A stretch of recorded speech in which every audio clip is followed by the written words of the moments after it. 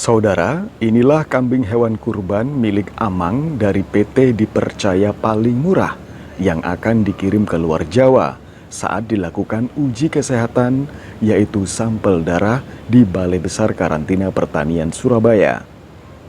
Kambing-kambing ini sebelum diberangkatkan ke luar pulau, diantaranya Kalimantan dan disebarkan di kawasan Banjarmasin Balikpapan, dalam 1 bulan menjelang Idul Adha, Amang mengaku telah mengirim 10.000 kambing ke Kalimantan, begitu juga sapi.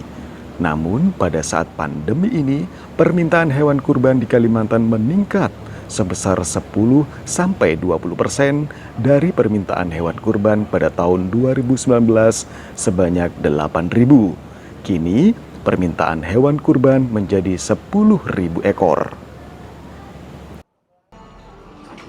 Saya koordinir dari seluruh pedagang Jawa Timur, mulai dari Pacitan, Trenggalek, Tulungagung, Kediri, terus sampai Malang, sampai Banyuwangi.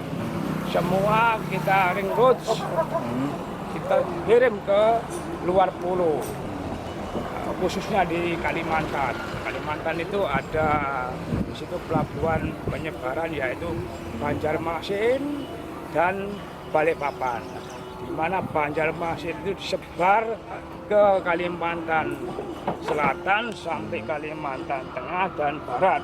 Berarti ini kambing dari Jawa semua, Pak ya? Betul. Berapa, Kalau Pak, yang melalui Balikpapan disebar sampai ke Kalimantan Utara. Biasanya begitu. Pak Amang, kira-kira sapi yang dikirim ke luar pulau totalnya kok sapi? Kambing berapa, Pak?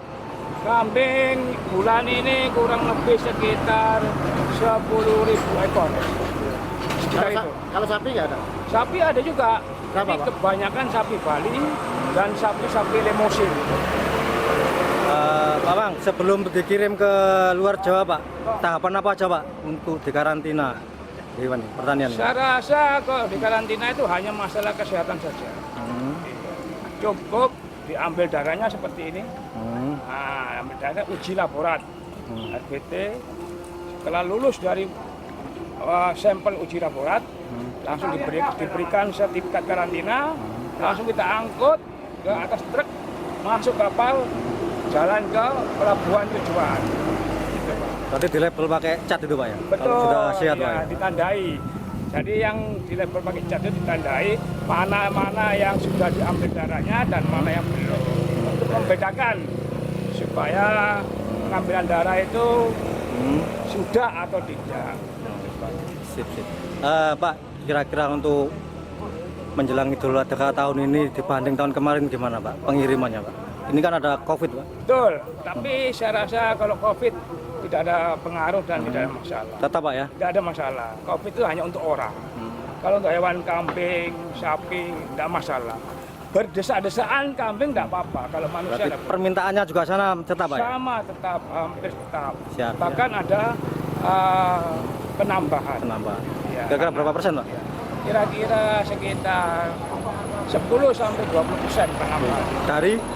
Dari angka 8.000 sekarang menjadi 10.000.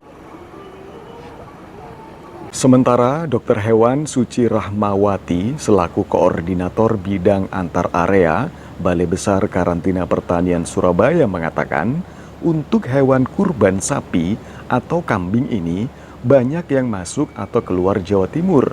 Tujuannya hanya transit untuk pengiriman. Maka Balai Besar Karantina Pertanian Surabaya melakukan pemeriksaan kelengkapan dokumen hewan, mulai keaslian hingga keabsahannya. Setelah itu dilakukan pemeriksaan fisik hewan dan pengambilan sampel untuk hewan yang akan keluar. Jika dari daerah asal sudah ada hasil pengujian laboratorium, Balai Besar Karantina Pertanian Surabaya tidak perlu lagi melakukan pengujian. Sebaliknya, jika dari daerah asal belum ada hasil uji laboratorium untuk kesehatan ini, maka daerah yang dituju akan melakukan pengujian lagi. Setelah semua tahapan selesai dan dinyatakan hewan-hewan tersebut sehat, baru bisa diterbitkan KH11 atau Sertifikat Kesehatan Hewan, dan hewan bisa dilakukan pengiriman atau dilalu lintaskan. Ya, ini untuk hewan hidup, lalu lintas hewan hidup kan kita seperti biasa ya, ada SOP-nya untuk hewan masuk atau yang keluar. Kalau untuk hewan kurban ini, untuk sapi atau hewan besar, itu banyak yang masuk tapi tidak masuk ke Surabaya atau Jawa Timur, melainkan transit saja untuk tujuan selanjutnya ke Jawa Barat, Bekasi, Cianjur dan sebagainya. Sedangkan untuk yang keluar itu sebagian besar adalah kambing dan domba. Tujuannya Kalimantan, baik Kalimantan Utara, Kalimantan Timur maupun Kalimantan. Persyaratan sendiri untuk hewan-hewan itu layak tidaknya untuk keluar atau masuk gimana? Oh ya. Sebelum kita masuk ke fisik, yang pertama sekali itu adalah pemeriksaan dokumen. Mulai dari kelengkapannya, keaslian dan keabsahan. Itu nanti ada tim pemeriksa dokumen yang ada di kantor itu menerima dokumen dari pengguna jasa. Kemudian dilanjutkan pemeriksaan fisik, baik yang masuk maupun keluar. Setelah itu kita lanjutkan pengambilan sampel itu yang untuk domestik keluar. Nah, jika dari daerah asal sudah ada hasil pengujian lab, itu kita tidak perlu pengambilan sampel lagi di sini. Tapi kalau yang dari daerah asal belum ada hasil lab, kita lakukan pengambilan sampel, kemudian diuji. Kemudian setelah hasil lab keluar dan hasil pemeriksaan fisik keluar dan hasilnya hewan sehat, baru bisa kita terbitkan KH11 atau sertifikat kesehatan hewan. Baru hewan bisa dilalu lintaskan. Dicat tadi? Oh, yang dicat itu adalah menandai bahwa ini hewan yang disampling untuk diambil sampelnya. Jadi biar nggak ketukar 2 kali seperti itu. Dinomori lah, ini nomor 1 terus. Itu labelnya nggak ada, Bu? Nggak ada.